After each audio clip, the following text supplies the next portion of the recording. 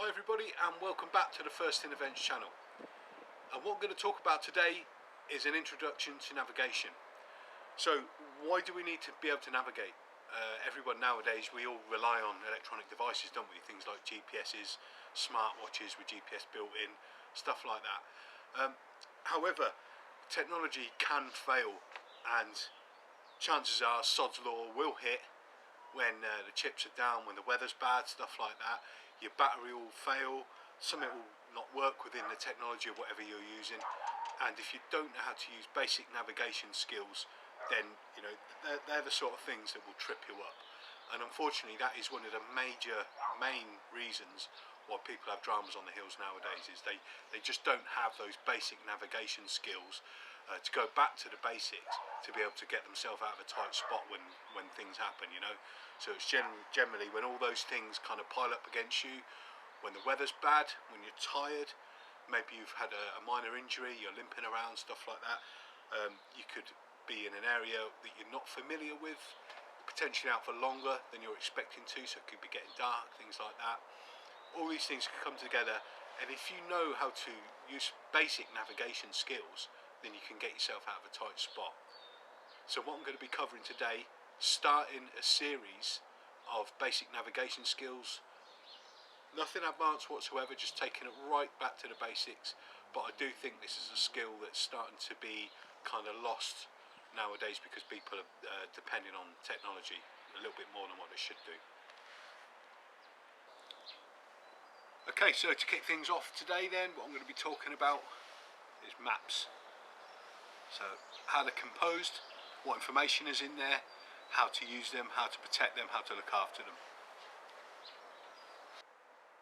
Right then, so when you get your map from Cotswold Camping or Go Outdoors or wherever, it will come in a nice little sleeve like this, like a cardboard protective cover. That's all very good, it keeps it nice and neat, and it's got a nice picture on the front and all that sort of stuff. However, these are a bit of a pain in the backside if you want to use a map in a sort of like more practical manner, because if you're trying to fold a map to an area of land, this cardboard thing gets right in the way. So what I always do personally is I remove that cover and just keep it to one side. Sometimes I just get rid of them. They're actually glued on down the side down here, so you have to be quite careful when you're removing them.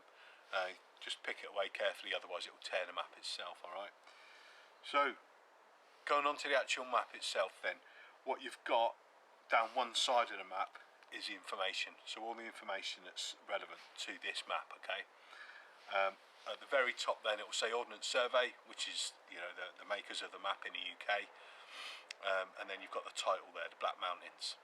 Okay, then below that then it will say the series that this belongs to. This is Ordnance Survey Land Ranger, and the sheet number there, so that's the actual relevant number for this map sheet, and I'll show you more about that in a little while. Okay, then the information is broken down on the actual this part of the map all the way down into all the information categories. So the first bit here then is the customer information, and that is more like sort of just like your legal stuff, not really that important for what you're going to be using it for navigating and stuff, so I wouldn't be bothered too much about that bit. Then, so if you fold the map out, you start seeing all the information laid out down the side of the map. Okay, so the next section down then is communications. Okay, and what we're talking about here, this is all the different kinds of roads, tracks, stuff like that. Okay, so you've got the different kinds of colours and widths of roads, so it'll tell you about dual carriageways, A roads, B roads, all that sort of stuff, and they're all colour coded just so that you can pick them out more easily at a glance when you're looking at the map. Alright, just below the actual roads then, what you've got is public rights of way there.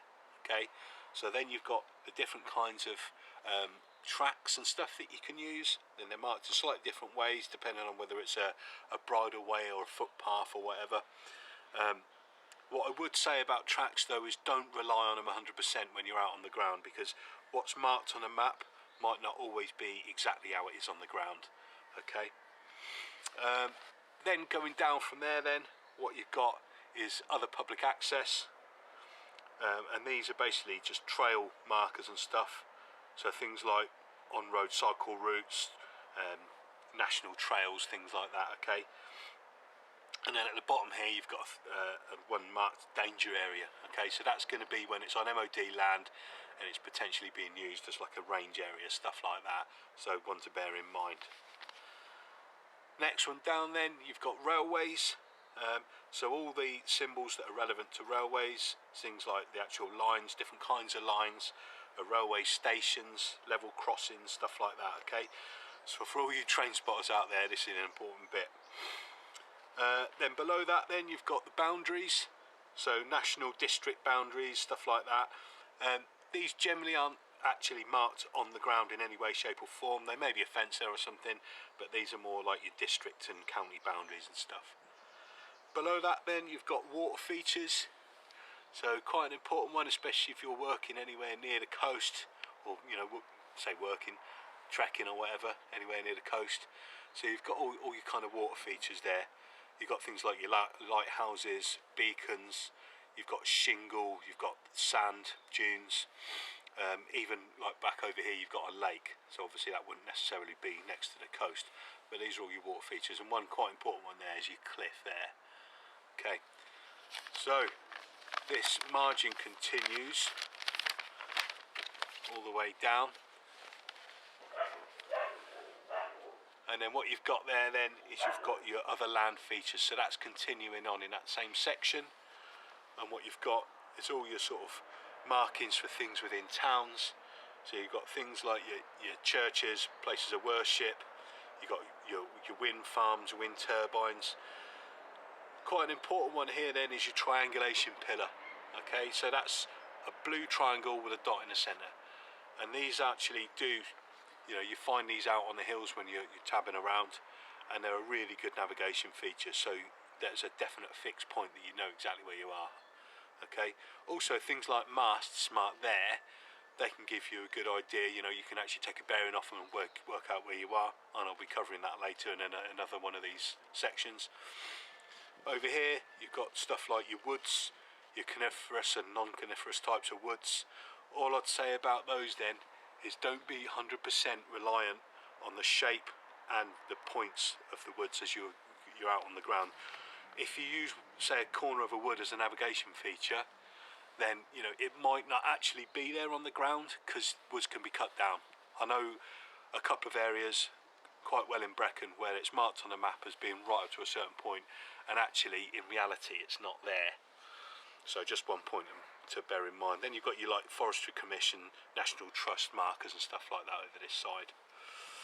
So coming down from there then you've got abbreviations. So all your sort of abbreviations for things within towns and stuff, things like hospitals, you've got farms marked. Couple of important ones then is your PC, so public convenience, that's the toilets. So if you've been out on the hills all day and you're bursting to go to the toilet, then that could be quite an important one. And the most important one obviously is your public house, so your pub. Alright. Below that then you've got archaeological and historical information, so all your sort of sites of old stuff, Roman stuff and all that sort of thing. Again, could be quite important, could be quite interesting as well when you're out on the hills. Then coming down from there then you've got heights, so it will tell you about spot heights there. Again, quite an important one there for your navigation. You can work out where you are using spot heights, and these are marked in meters, okay, and they're meters above mean sea level. What we've got here then, these are contours, so these are like an orangey sort of brown colour, and on this type of map, this is a 1 of 50 scale map, 1/50,000, these are marked every 10 metres, and then you could probably see just about that what you've got in the middle there, this is an index contour, so that's slightly darker, and what that does is it helps your eye kind of pick up the shape of the ground, and we're talking more about features in a further presentation. So on this side here then, what you've got is rock features, so you've got things like cliffs, outcrops and scree. Obviously very important to know what these features mean, you know, these symbols, because if you're out on the ground and the weather is bad and you can't see much and you're navigating from point to point and you see this, you need to know what it is, because it won't say cliff on it normally, it will just have the feature marked. So you don't want to be navigating towards that in sort of poor conditions or at night. Okay, going down from there then, what you've got is tourist information. So these are all your things like your campsites and all that sort of stuff here. You've got things like your parking, which is obviously quite important for maybe planning for the day. Telephone boxes, not quite so important nowadays. You don't really see too many of those. But yeah, things like picnic sites, viewpoints and stuff like that. Okay, so you know, it could be quite interesting and might be part of your planning of your route.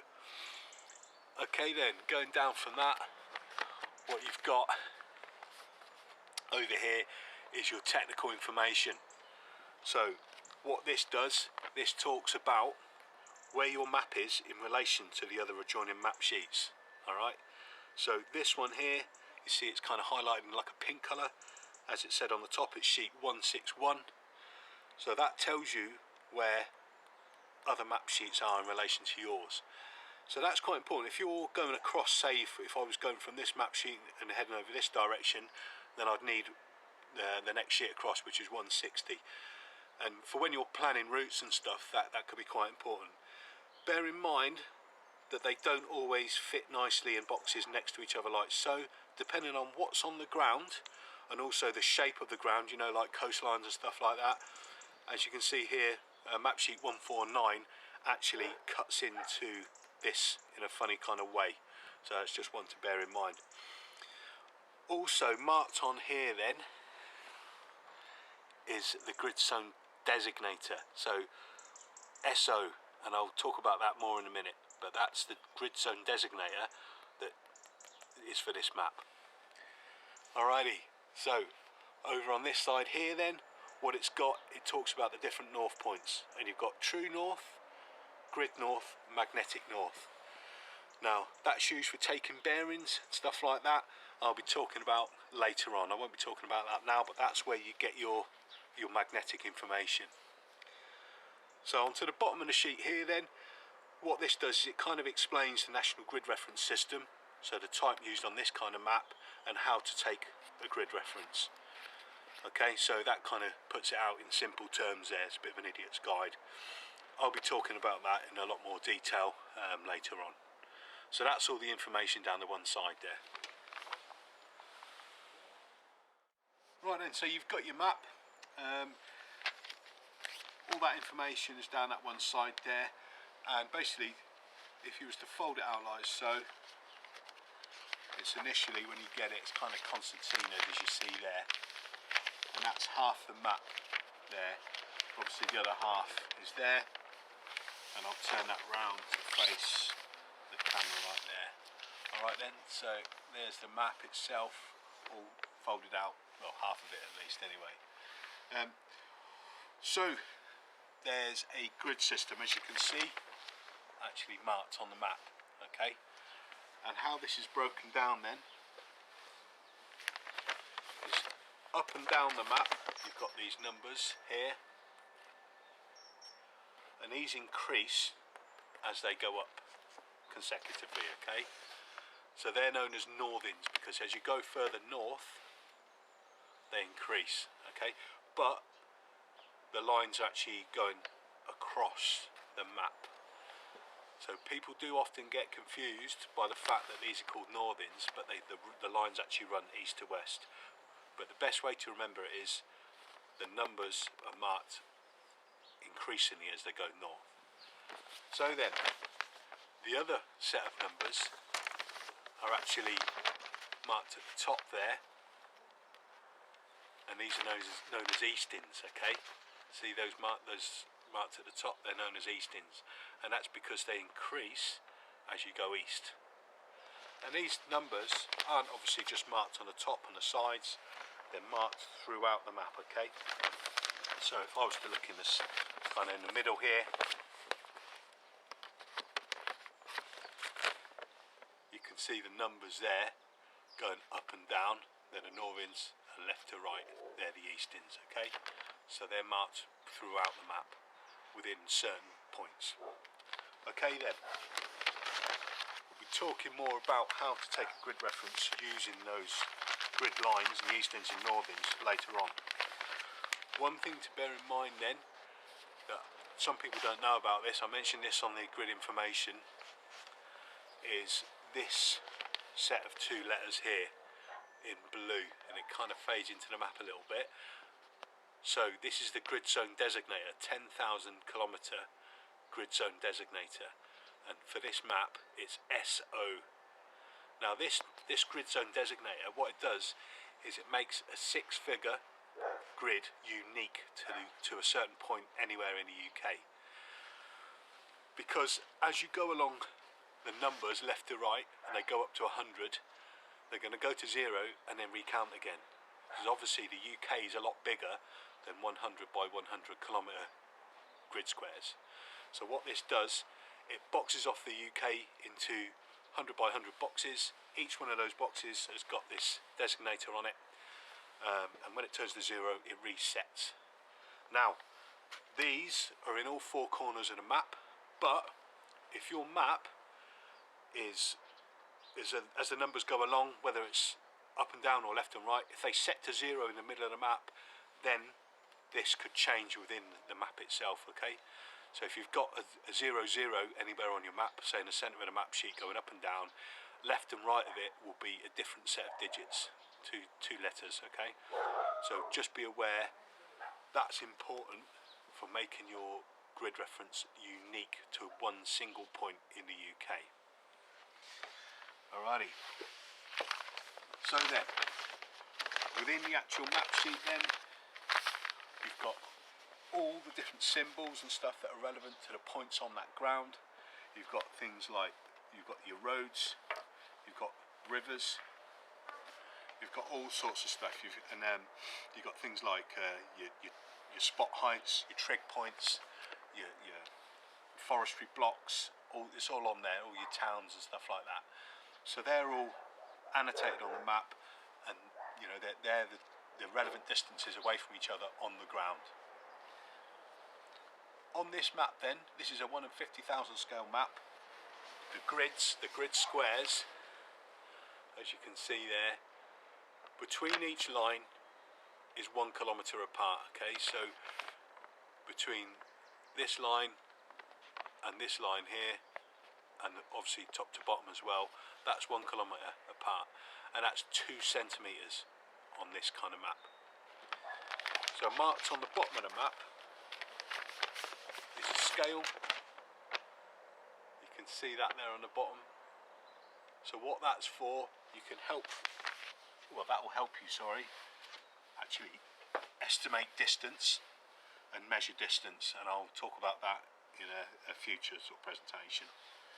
So that's the major parts of the map sheet covered there, how it's constructed, and what we'll do is we'll talk a little bit more now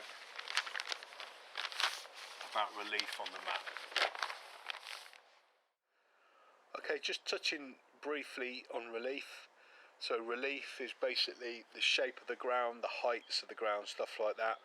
So talking about the actual contour lines then that I spoke about earlier, what we've got here, so this shows the shape, see the lines going around in a curve like so, and what you've got when you follow the lines along, it will give you the actual height at that point that follows along. So for this one here it's 170 meters, and that's above mean sea level.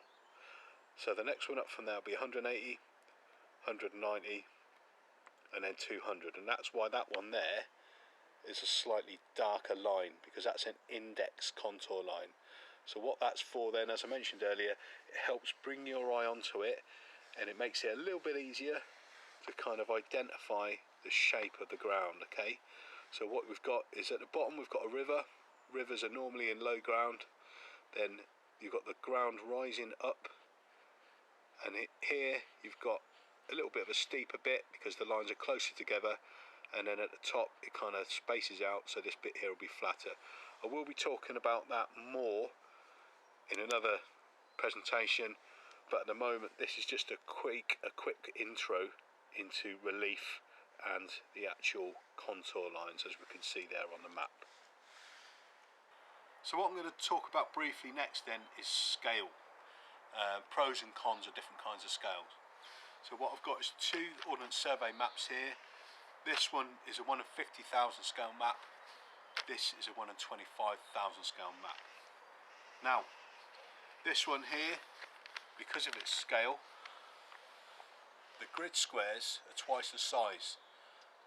So they're 4 centimetres by 4 centimetres, which is still a kilometre. But because of the scale, you know, they're much bigger. And you can probably see on this map here that there's a lot more detail, okay? So you've got loads more contour lines, loads more detail.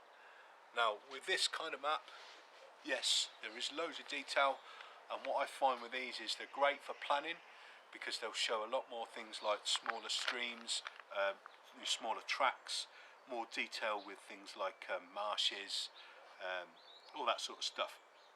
However, looking at the detail on that map, it's quite confusing, I find, to the eye. There's so much on there, it's so detailed, it's quite complex. Whereas, compared to the 1 in 50,000 scale map, it's a lot easier, I find, to kind of just get a bigger picture on everything in the area.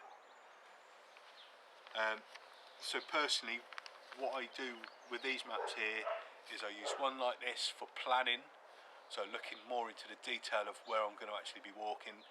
Like I say, things like marshes and stuff are really useful information. But when I'm out on the hills, generally I use one of these.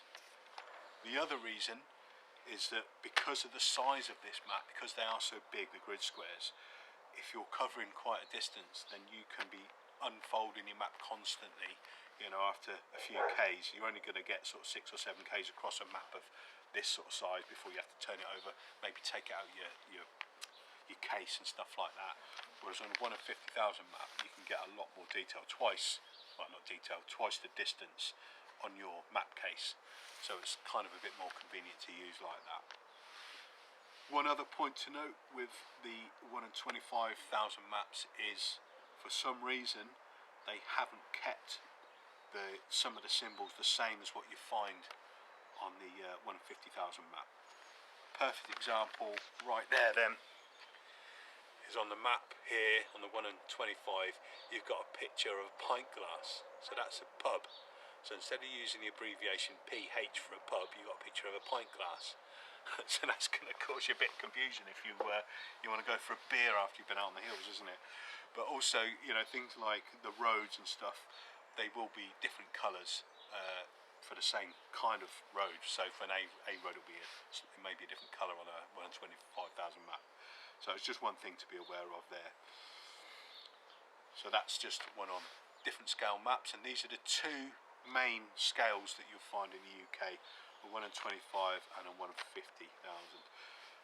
There are a few different other scales out there, but these are your more sort of general used ones in the UK. Okay, so next thing I'm going to cover then is preparation of your map for use on the hills and care of your map, okay? So it's obviously made of paper, all right? You can get waterproof maps. You can get ones that are already made with like a waterproof coating on and stuff. Personally, I don't bother with those because folding them up, they're going to be more, you know, thicker and stuff. And also, I always want to put my map in a case anyway. So the reason why I put it in a case is firstly to waterproof it, second to make sure it stays in good condition, because whether it's waterproofed or not, it's going to start getting nicks and tears and stuff in it, and thirdly so you can literally tie it to your body, alright, and I'll talk about that in a minute. But prep of the map then, so some people will look at this and go, oh my god, he hasn't got it in this sort of, you know, the concertina shape, you should always keep it like that. No, personally I don't do that whatsoever. I fold the map to the size of the area that I know I'm going to be working in, and then put it into the map case like that. Otherwise, when you're out on the ground and it's hammering down with flipping rain, you're going to be having to pull this out of the map case, exposing it to the elements, potentially having it blown out your hands and then losing it, and then you know, if you did manage to keep hold of it, then folding it up and trying to fold a map in a storm and wind and all that is just a non-starter. You don't want to be doing it. So fold it to the area that you know you're going to be working in. Obviously try and go outside those boundaries a little bit, just in case you maybe get geographically embarrassed, or if you decide to go off your route for some reason, say if you saw a casualty on the other side of a hill and you needed to go and give them aid or whatever. Anyway, fold it to the area you're going to be using, a little bit extra maybe, and then fold it to the size of your map case. Okay, so you can see here it's pretty much to the size of my map case there, and what you want to be doing is making sure that you've got, you know, your drop-off point there from when you're getting out of your car all the way back to where you're starting from, whether it's to a campsite or whatever. Another thing I've done then to prepare my map, and I do this is a sort of a throwback from the military service here then, is I mark on there easterns and northings. I just put a yellow marker across the easterns and northings. Now that might seem a bit overkill, however it's so much easier to pick out those northings and easterns using that luminous marker there, especially if it is maybe low light and stuff, because the blue colouring where those are actually marked on tends to blend in quite well with the rest of the map, especially in certain points. For example, over here, what you've got, that's marked over like part of a water feature, then you've got a forest there, and you've got loads of contour lines as well, so it's quite a complex little bit there. Also things like towns and cities, if you've got if it's marked over the top of built up areas, it can be quite complex and hard to make out. And if you need to get a grid reference down in a hurry and you're tired and stuff, you know, all this sort of stuff is just going to help you out. So it's just something I do. Okay, then the actual map case. So personally, I think you're absolutely bonkers if you go out without putting your map in a map case. Okay, you've got to take care of your map. It's a survival item. You know, it's as important as, say, carrying a knife or carrying a lighter. If you don't have a means of navigating when you're on the hills, and I see people constantly out on the hills without maps, without compasses, then you're setting yourself up for disaster. You know, people do die if you don't carry things like this on them, without trying to sound too dramatic. Anyway, map case, really, really important, and the only one personally that I've used, and I've been using these for a long, long time, probably 30 years now I reckon, are the Ortlieb type. Okay, so this is a German company. They're not cheap, but they're not uber expensive either. I think you can pay like, I don't know, between 8 and 10 quid or so for one of these, I'm not sure now. But they're really good, they're bomb proof. This sort of rubberized material is really flexible. It tends not to kind of go brittle or anything like that, because if it goes brittle it's going to crack. They stay quite flexible, and you know, just a really good bit of kit. You've got anchor points on it, little points here where you can tie a lanyard, and they do come with lanyards as well, like a cord, so you can actually tie it to your body. So what I've done with mine is I put like a little mini carabiner on the end, and I can basically just hook that onto a point within my jacket or my trousers. And when I pull this map out and it's blowing a flipping gale like it always is in Brecon, if this gets blown out of my hand, I'm not going to lose it. Alright, and it happens. I've seen it happen to loads of people where they pull a map out, it's not attached to them, and that's it, it's gone. You're never going to get that again. Alright, so personally I think it's quite important that you put it in a decent map case, one like this, up to you what you use, but this is the one I use, and have it secured to your body, especially in bad conditions. Really important bit of kit. Okay, carriage of the map then. Again, this is another funny one. I see people putting their maps in the tops of their packs, their day sacks and Bergens and stuff. If you put your Bergen down and for some reason it got knocked and fell off the side of a hill, you haven't got anything whatsoever, not even a means of navigating your way out. The other thing is, what's the point in having a map that you need to refer to, especially if you're in an area you're not that familiar with, if it's not ready to be pulled out of a pocket straight away, you know? I think it's a bit strange that you're going to put a map away in an area that's not super accessible.